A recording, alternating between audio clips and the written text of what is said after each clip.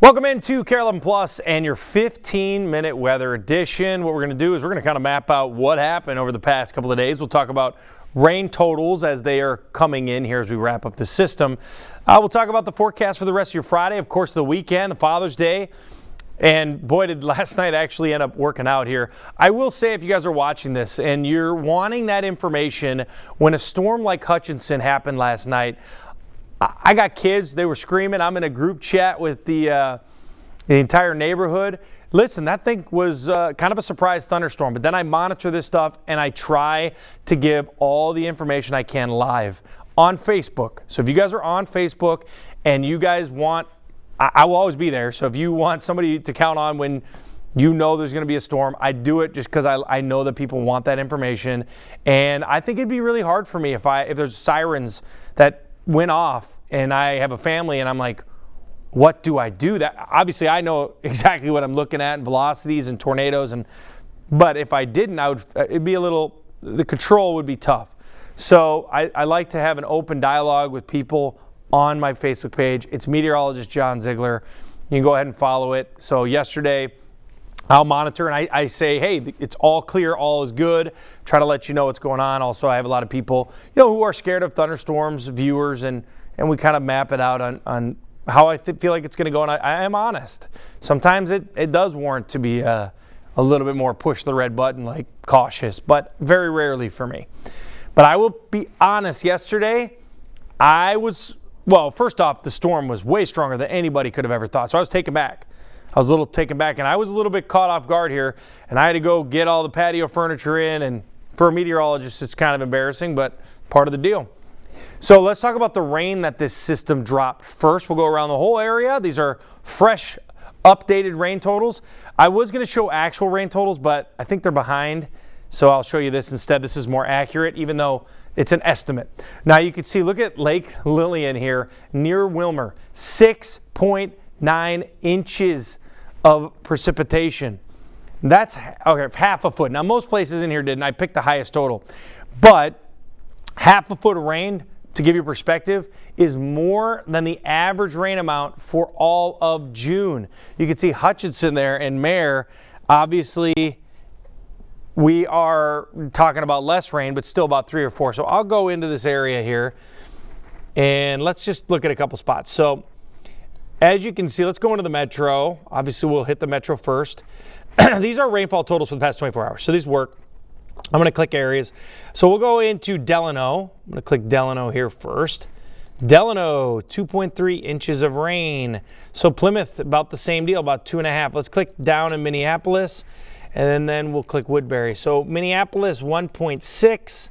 Obviously less as you travel east. So here's what we're looking at right now for accumulations through the event, through this moment. Again, this could come in a little bit higher, but this is pretty accurate. I think it's pretty obvious who saw the most rain. That's western Delano, or western Hennepin County, Delano area, Buffalo, anything in Carver County. So Shakopee, Chaska, it looks like it may be a tiny bit less than Chaska, Shakopee, but still about 2 to 3 inches out there. 2.3 in the blue. 2.5 in Waconia. That's a lot of rain. Twin Cities at about 1.6 inches of rain. I guess I don't have to water my lawn. Woodbury, we get out to Stillwater, a little bit less, about 1.2. And then, yes, we're still adding up some totals here this morning in North Branch, but a little bit less there. Let's continue to take a look around the area. Going to the south now. You can see, let's go down Lakeville.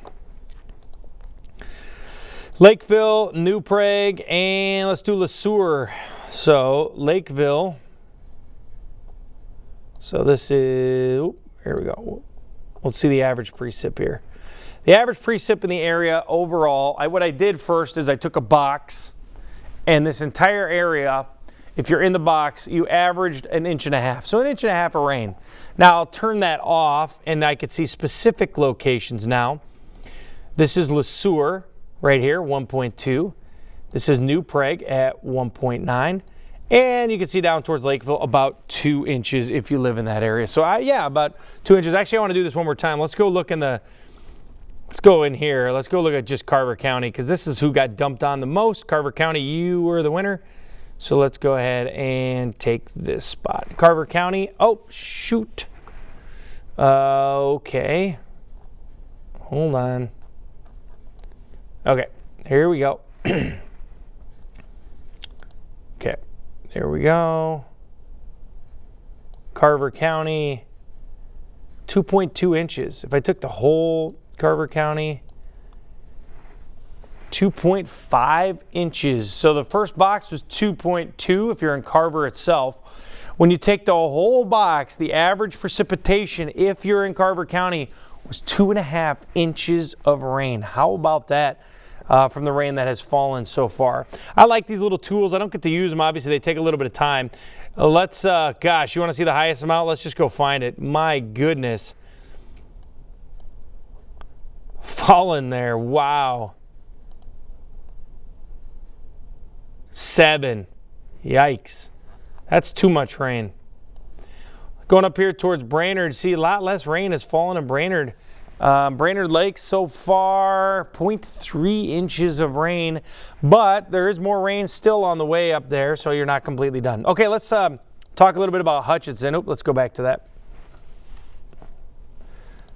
Hold on. There you go. So this was the other big story. Hutchinson, 86 mile per hour wind gusts. Now, to put this in perspective, the reason I was a little bit cautious and nervous, to be honest with you, is this is a tornado wind gust. This 86 mile per hour wind gust, this is totally different than 60. If you tell me this, I'll be honest with you, transparent. If you tell me, because I'm obviously a human being too, I'm not like superhuman because I'm a meteorologist. I still don't like tornadoes at my house.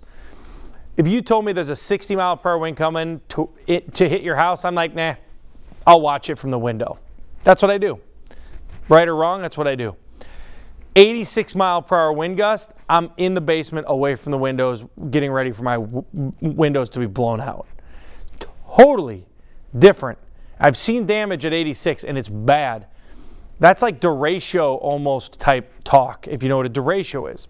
So with that being said, when the National Weather Service comes in and says considerable damage expected, let's blow the sirens on a severe thunderstorm warning, that doesn't happen every day.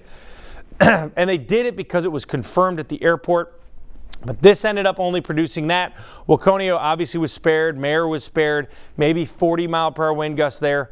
Totally weakened. So what did I do during the event? I watched it. Right around here, I told everybody we're good. Because I didn't see rotation, so no tornado. So that's obviously eliminated. Any weakening from that storm system, I knew it would be okay. If it strengthened, I knew we would be in some deep doo-doo. So I was watching it closely. Again, this is what I saw when I was watching this live. I saw McCloyd County come out and say numerous trees were down, power lines were down. I was like, geez, that was significant. Never ended up actually happening. Let's go continue through the morning here. Here's about right now. You got those showers. Like I said, Brainerd still adding to your total here this morning, but it was so much heavier in St. Cloud and Alexandria during your morning hours. Now, through the afternoon, there's going to be less rain south, a little bit more rain north. There's a boundary kind of wavering and hanging out north of the metro. As we go into the afternoon, 4 o'clock, same deal. I can't rule out a passing shower, but for the most part, today is not going to be a rainy day. We don't have an impact alert. It's still going to be slightly impactful. I think it's going to be more impactful with the actual temperature. Let's continue on here. Let's go to midnight into the overnight hours. Notice that this boundary still wants to produce some stuff out in Wisconsin. Kind of a bummer.